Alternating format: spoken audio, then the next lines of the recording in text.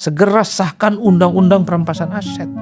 Karena korupsi sampai hari ini itu bukan hanya extraordinary, tapi itu yang terbukti merugikan bangsa dan negara. Ngotot amat menurut saya. Ayo kita lawan. Bagaimana pemberantasan korupsi? Jelas kok merugikan negara. Ayolah kita berada paling barisan terdepan, minta kepada pemerintah dan kepada DPR segera sahkan rancangan undang-undang perampasan aset. Itu penting, Bang. Yang membuat negara kita miskin apa? Koruptor, Bang. Ataupun misalnya lagi isu-isu besar, judi online menjadi problem kita bersama. Ketinggalan kita habis buat energi-energi yang nggak penting-penting amat. Bismillahirrahmanirrahim. Assalamualaikum warahmatullahi wabarakatuh. Waalaikumsalam. Salam sejahtera buat kita semua. Salam juga untuk seluruh para penonton Unpacking Indonesia dimanapun berada, dalam dan luar negeri. Berjumpa lagi dengan saya yang sebulan sudah tidak mengudara. Dan pertama sekali saya mulai melakukan taping ini dengan ahli dan pakar politik. Amin. Adi Prayitno. Dengar-dengar, Gimana, Bang? tapi belum jadi jubir presiden ya? Malu, Bang, nggak ikut berkontribusi. Oh gitu, ya bagus. Orang lah. Madura itu kalau nggak ikut berjuang sekalipun ditawarin nggak mau, Bang. Gitu ya? Ya, kasihan lah yang berjuang-berjuang yang belum dapat ya. Kan? Ya. Pak Mahfud aja udah berjuang belum dapat ya. Kalau orang Madura begitu filosofinya. Kalau you ingin sesuatu ikut berjuang, Gitu jangan jadi penumpang di tengah jalan atas nama demokrasi, atas nama kerjasama. Nggak usah mendukung orang, mendukung yang menang. Tidak harus menjadi bagian di dalamnya. Iya. Ya enggak, Bang? Ini tuh orang Madura ya, tapi nggak tahu kalau abang. Enggak, saya kira betul lah. Jangan sampai tidak berkeringat, ya kan? Kemudian punya semangat. Dan setelah itu ngaku paling Indonesia lagi. Nah, banyak lah. Kalau gitu-gitu sih dalam dunia politik, apalagi ya itu kan sering. Makanya kan saya mengatakan bahwa kalau kita bicara politisi, itu sekarang kan sebenarnya sangat minim. Orang yang mendapatkan posisi karena menjilat. Ya kan? Kan gitu. Dengan artinya itu kan tidak usah belajar politik. Bagaimana belajar untuk asal Bapak senang kan gitu. Asal atasan senang. Kan memang kunci politik bukannya di situ. Lah enggak lah, menurut saya kan gitu. Masa kita enggak ada belajar ilmu politik tentang, ada enggak dalam kamus ilmu politik seperti itu? Kan enggak ada. Ya kan, ilmu politik itu kan disuruh berpikir. Ya kan? Untuk memahami ideologi, sistem-sistem kenegaraan. Ya kan? Nah, kemudian bagaimana kita mengaplikasikan itu di dalam kehidupan bernegara, dalam pemerintahan. Kalau menjilat tuh nggak ada ilmunya, itu masing-masing kemampuan pribadi. Nah, menurut saya yang banyak itu sekarang itu, ya kan? Puja-puji tuh dapat sesuatu gitu kan, kita kaget-kaget aja kan? Iya. Nah, mungkin dia belum tentu ikut berkontribusi, tapi karena punya kemampuan melakukan hal seperti itu, ya akhirnya mendapatkan sesuatu. Nah, itu banyak. Makanya Adi ini salah satu orang aja yang nggak mau seperti itu, ya kan. Tapi banyak juga yang mereka berkualitas, yang mereka memang bekerja serius, ya kan. Menurut saya seperti misalnya kita sebut sajalah Hasan Hasbi, ya kan. Kemudian kita sebut lagi, ya banyak tim-tim yang di lingkungan Prabowo itu. Orang boleh tidak senang kepada misalnya Dasko ya. Tapi kan Dasko nih orang yang kerja. Untuk memenangkan Prabowo Gibran ini kan dia kerja gitu kan. Sejak zaman Jokowi ya. Nah kemudian siapa lagi yang kita lihat kawan-kawan ya. Ada misalnya orang seperti Nezar Patria gitu kan. Dia kan memang sudah kerja. Maka dia mendapatkan posisi-posisi strategis. Dan banyak lagi yang lain-lain lah. Menurut saya Mensesnek, Menseskap. Ini memang orang-orang yang berjuang bersama-sama Prabowo dari awal sampai akhir. Presiden men. Ya, jadi orang-orang seperti ini ya patut kita apresiasi. Tapi kan banyak juga orang-orang yang tiba-tiba muncul aja kan, gitu. Tiba-tiba nongol gitu. Bahkan banyak juga yang tadinya berseberangan tiba-tiba. Tapi itu sebenarnya dalam pandangan Prabowo tuh nggak salah. Pandangan Mas Prabowo ya. Kalau mungkin pandangan kita salah. Pandangan dia bisa menerima orang-orang yang tadinya berseberangan. Kemudian orang itu, kok aku jadi kayak narasumber ya? Nggak apa-apa, bagus Pak. Nggak, ini kan cerita ya, kita kan supaya jangan cerita. Jadi kalau saya melihat gini ya Adi ya, bahwa Prabowo itu terbuka menerima lawan-lawan politik. Yang berbeda pun dia nggak ada masalah. Kita ambil contoh misalnya, bagaimana Pak Hendro itu berseberangan dengan Prabowo 2014, ya kan? Kemudian yang namanya Pak Agung Gumelar berseberangan. Banyak lagi kalau kita mau sebut satu persatu. Tapi dia bisa menerima semua, kan? Karena terbuka. Coba misalnya jadi presiden Gatot, ya kan? Atau mantan komandan Kopassus yang terus marah-marah, terus apa namanya? Sunarko ya. Kalau itu yang jadi presiden, saya kira berkelahi terus ini tentara ini. Ya kan? Ribut terus berseberangan kan. Tapi kan kalau tipe Prabowo kita lihat. Agung Gumelar yang tadi bilang, bahkan dulu kan keluar itu, perlu dibawa ke psikolog, psikiater itu Prabowo kan. Tapi orang-orang ini tetap aja diajak bersama-sama. Nah jadi menurut saya kepemimpinan yang konsolidatif ini ya, yang ada dalam diri Prabowo itu mungkin patut diapresiasi. Ya negara kita lagi begini, jangan ribut-ribut, jangan kacau-kacau. Mari kita membangun politik yang sehat kan gitu. Nah ini politik yang sehat ini seperti apa? Nah, inilah yang perlu kita tanyakan kepada Adi Prayitno yang memang pakar ilmu politik. Silakan Adi. Ya apa Bang politik yang sehat itu? Ya sebenarnya kalau mau jujur ya, kita itu harus berani mampu memprioritaskan bagaimana persoalan-persoalan hidup yang kita hadapi, khususnya masyarakat secara umum. Jangan misalnya tergiring oleh isu-isu elit yang sebenarnya tidak terlampau berdampak secara signifikan terhadap kehidupan rakyat di bawah. Kalau mau jujur ya sebulan 2 bulan ini kan seakan-akan dunia ini berhenti Bang. Ya, sebulan ini juga seakan-akan isunya itu aja. Ya. Padahal kan isu-isu prinsip yang kita hadapi day to day, misalnya soal bagaimana akses terhadap pekerjaan gitu ya. Ekonomi lagi. Maksudnya yang itu aja itu tadi ya, mengenai kok kita ini berbulan-bulan membahas ijazah Jokowi gitu ya. Ya mungkin salah satunya dan bagi saya nggak apa-apa sih bagian dari intensi demokrasi. Semua orang bebas ya. Tapi bagi saya secara prinsip kalau kita mau jujur yang harus di tracking ya. Kalau saya secara pribadi, apa yang mesti harus kita lakukan untuk perbaikan diri kita lah kira-kira begitu loh Bang. Jangan sampai misalnya kita ikut andil dalam isu-isu yang sebenarnya kita tidak tahu apa ending dari ini semua. Misalnya saya dosen, saya itu meneliti, saya ngajar, saya membimbing, mendidik, ya kan, dan seterusnya dan seterusnya. Tapi saya juga berpikir bagaimana tingkat kesejahteraan dosen juga harus diperjuangkan dong. Misalnya di tengah efisiensi yang dilakukan oleh pemerintah dan kelembagaan. Itu yang saya fokuskan. Atau misalnya kalau ada isu-isu yang memang sensitif untuk urusan bangsa dan negara. Apa? Soal begitu banyak PHK terjadi di mana-mana. Kondisi ekonomi kita yang saat ini sedang mungkin struggle ya. Di tengah situasi global yang memang tidak terlampau mendukung. Apalagi banyak isu-isu yang saya kira menurut saya cukup sensitif.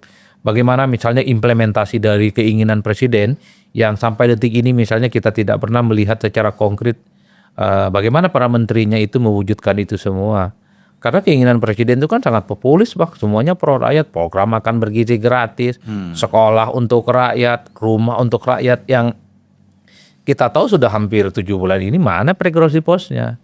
Artinya jangan sampai presidennya saja yang kelihatan mantap, punya keinginan dan punya komitmen, tapi pada level bawahnya ini agak gagap cara menerjemahkannya. Maka wajar sebenarnya seminggu 2 minggu ini kan sudah mulai muncul. Di tengah momentum peringatan Hari Reformasi tanggal 21 Mei, apa yang muncul reshuffle, Bang. Jadi kalau memang pembantu-pembantu pemerintah, pembantu-pembantu presiden underperform ya ganti, Bang. Karena itu yang secara prinsip menurut saya untuk dihadapi di masa-masa yang akan datang. Nah, bagi saya kalau ingin mendefinisikan apa itu politik yang produktif, politik yang sehat adalah politik yang semestinya harus kita urus. Bagaimana Indonesia itu memang satu harus dikawal, yang kedua bagaimana kehidupan kita dalam konteks kehidupan bernegara itu semakin mantap. Itulah yang disebutkan kok rasa-rasanya sebulan 2 bulan ini dunia dan Indonesia ini berhenti ngomong itu terus gitu loh, Bang. Oke lah gitu, mungkin bagi sebagian orang itu tetap penting. Bagian dari kesukaan dalam berpolitik nggak apa-apa. Tapi kita juga tidak boleh menutup mata bahwa persoalan kita di depan itu bagaimana anak-anak kita masih bisa sekolah, ya kan? Guru-guru misalnya tetap sejahtera, dosen-dosen juga diperhatikan kualitas dan taraf hidupnya dan seterusnya dan seterusnya. Kan itu yang saya kira prinsip.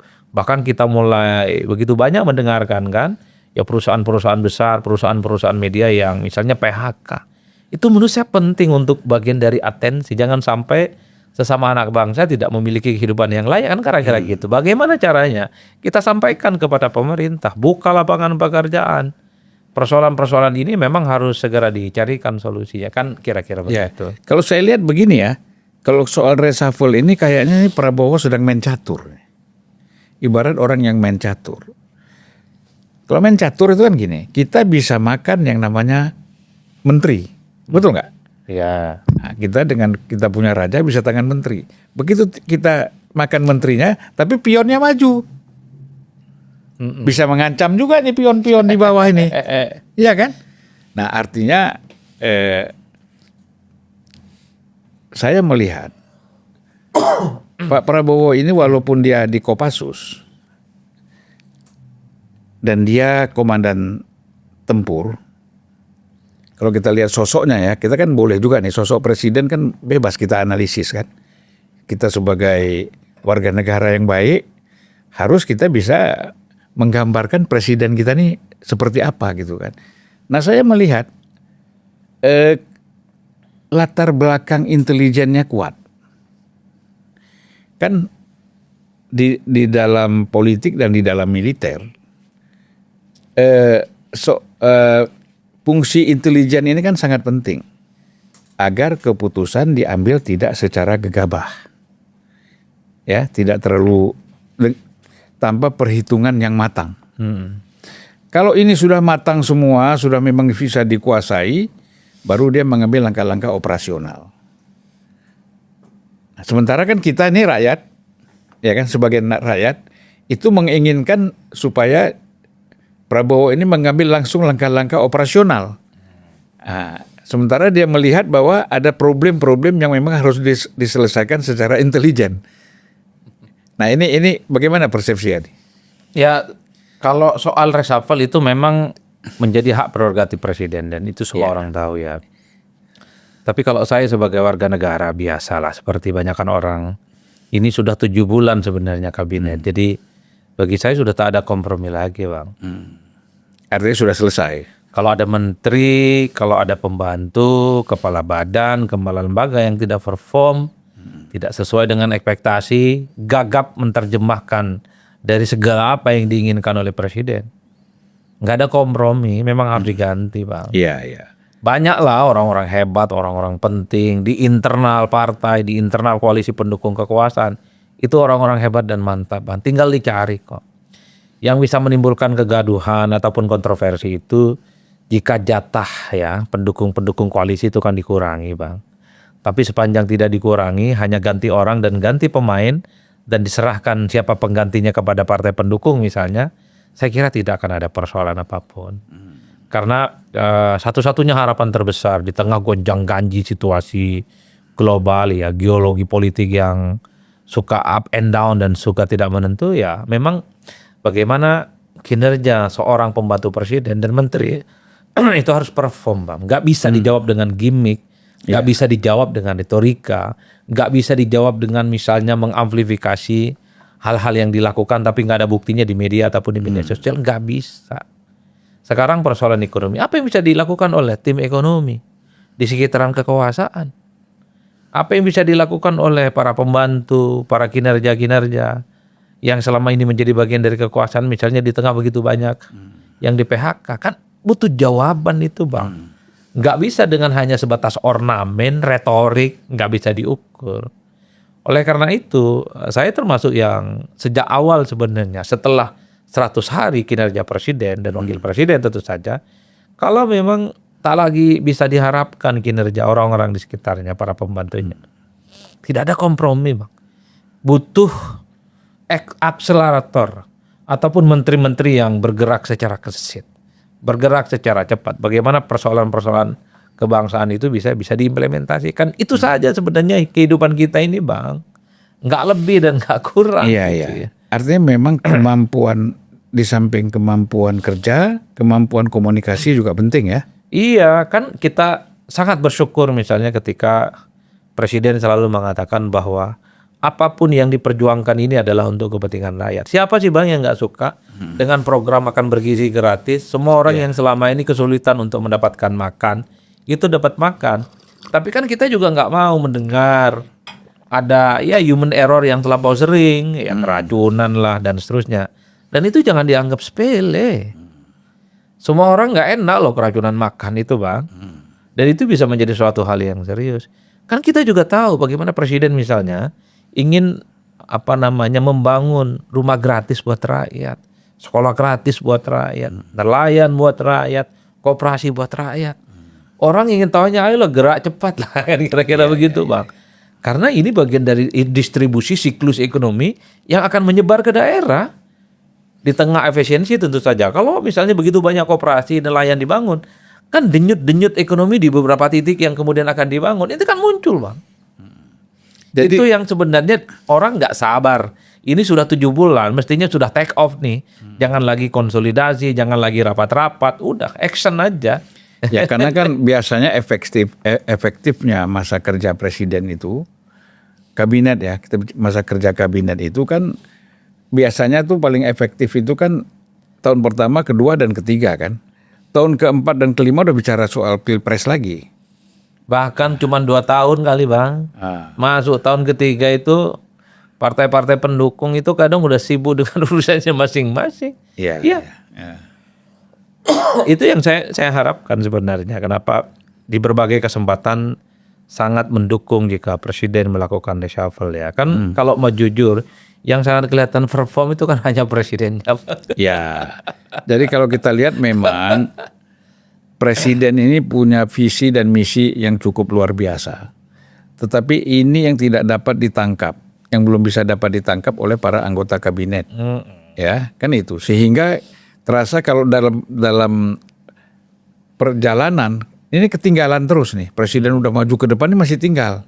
Masih dipanggil, teriak kan presiden, maju dong gitu kan. Harusnya kan tidak begitu. Nah tapi kan saya setuju tadi dengan pendapat Adi mengatakan bahwa supaya tidak terjadi gonjang-ganjing, toh bisa diminta kepada partai pendukung untuk merekomendasikan siapa anggota dia atau dia rekomendasi orang-orang yang profesional yang bisa bekerja benar kan. Nah, ini yang nampaknya perlu dilakukan ya dengan reshuffle tadi ya. Betul. Itulah yang saya sebut berpolitik yang sehat secara kritis semacam ini. Ketika pemerintah menginginkan segala sesuatu itu memang diperbuat segera untuk rakyat, ayo dong tagih saat ini. Ayo dong para menteri-menteri khususnya. Mana itu? Segerakan dong Koperasi Merah Putih. Segerakan misalnya soal bagaimana membantu nelayan-nelayan dengan nelayan merah putih dan kampung nelayan gitu ya. Begitupun seterusnya Bang. Wajar kalau kemudian saya lihat misalnya atau kita bisa lihat rapat-rapat dengan kawan-kawan DPR, apa yang ditanya? Implementasi Bang. Artinya apa? Hal-hal yang semacam ini nggak bisa dijawab dengan gimmick, retorika dan seterusnya. Itulah yang saya sebutkan. Jangan sampai keinginan presiden yang begitu besar ingin mensejahterakan rakyat, program-programnya itu populis, down to earth, nyentuh ke tanah, tapi pada level teknis, pada level implementasi ya para pembantunya ini tidak maksimal. Kan itu saja. Ya. Jadi menjadi mahasiswa bukan mahasiswa, menjadi rakyat yang kritis itu adalah sesuatu keniscayaan. Tapi yang paling penting adalah produktif untuk kepentingan bangsa dan negara. Makanya ketika Abang bilang kira-kira apa yang disebut dengan politik yang sehat dan produktif? Ya kayak gini nih. Mestinya ya menurut saya ya. Ini penting untuk urusan bangsa dan negara. Karena saya kira yang kita hadapi adalah persoalan hidup yang cukup konkret dan nyata. Kawan dapat kerjaan apa, yang sedang nganggur kan kena PHK, kan banyak kawan-kawan kita bro. Kita kena juga nih bro di PHK, apalah yang bisa kita olah? Kalau saya jawabannya, udahlah jualan warung Madura aja tuh. Gitu. Oh, warung itu mantap sebenarnya. Ya apa bang, umur sudah nggak produktif, rata-rata anggaplah sebut saja misalnya 45-50. Mau kemanapun nggak laku, bawa tenteng ijazah kanan kiri nggak laku, usia nggak produktif. Ya salah satunya adalah wirausaha mandiri. Salah satunya cara menurut saya untuk hidup di kota-kota besar lah, Jabodetabek dan seterusnya. Kalau di daerah enak dong, bisa perkebunan, bisa sawit, bisa nelayan, ataupun bisa jadi petani. Tapi untuk Jabodetabek Banten apa? Udah bang, dagang. Iya. Dagang. Apa aja didagangin insya Allah lah. Sepanjang ditekuni dengan serius ya. Ya tapi namanya memulai dari nol, UMKM gitu. Jangan buru-buru ingin berlari dong. Memang harus berjalan di tempat yang sunyi dulu kan kira-kira begitu. Saya dari dulu termasuk yang selain aktivitas ngajar segala macam ya usaha bang. Dulu waktu mahasiswa misalnya pernah juga tuh bikin warung internet, warnet. Ya setahun 2 tahun alhamdulillah bisa bayar SPP. Masuk tahun ketiga gagal karena sering diutangin sama kawan gitu. Pernah juga di samping kampus usaha warteg lah 4 orang kawan-kawan PT ya untuk menyambung hidup. Karena begini, kita berharap sesuatu yang besar untuk bangsa dan negara dalam kehidupan kita, terutama bukan yang aparatus negara, itu sulit bang. Pekerjaan itu bisa datang dan pergi kapan saja. Begitupun politisi kan, kadang di atas 5 tahun, setelah itu terjun ke bawah. Apalagi pekerja-pekerja swasta yang tidak ada hubungannya dengan negara. Jadi memang kesiapan untuk survive di tengah kesulitan, di tengah ketidakpastian, itulah yang mestinya dipikirkan oleh kita sebagai rakyat ini bang. Ketimbang heboh-heboh untuk sesuatu yang sebenarnya tidak terlampau penting menyangkut kehidupan kita secara langsung, saya selalu ingin menghindari. Saya selalu mengatakan, sudahlah berpolitik itu kan ala kadarnya, termasuk dukung-mendukung pilpres. Karena dulu orang itu nganggap dukung-mendukung orang kayak mau kelahi-kelahi bang, pakai ayat, pakai mayat, pakai dalil, musuh-musuhan, kuburannya dipindahin, banyak yang bercerai, grup-grup WhatsApp bubar. Kan gara-gara politik. Begitupun dengan persoalan-persoalan politik yang lain gitu. Nggak harus ngotot-ngotot amat. Kalau mau ngotot-ngotot amat, menurut saya, ayo kita lawan. Bagaimana pemberantasan korupsi? Itu jelas kok merugikan negara. Ayolah kita berada paling barisan terdepan. Minta kepada pemerintah dan kepada DPR segera sahkan rancangan undang-undang perampasan aset. Itu penting bang. Yang membuat negara kita miskin apa? Koruptor bang. Ataupun misalnya lagi isu-isu besar, judi online. Menjadi problem kita bersama. Ketinggalan kita habis buat energi-energi yang nggak penting-penting amat, kira-kira begitu, tidak terlampau merugikan buat negara. Ya itu. Saya selalu ngomong di kelas ataupun di berbagai diskusi, ayo kalau betul ingin membenahi bangsa dan negara, kita mulai dari gerakan-gerakan anti korupsi.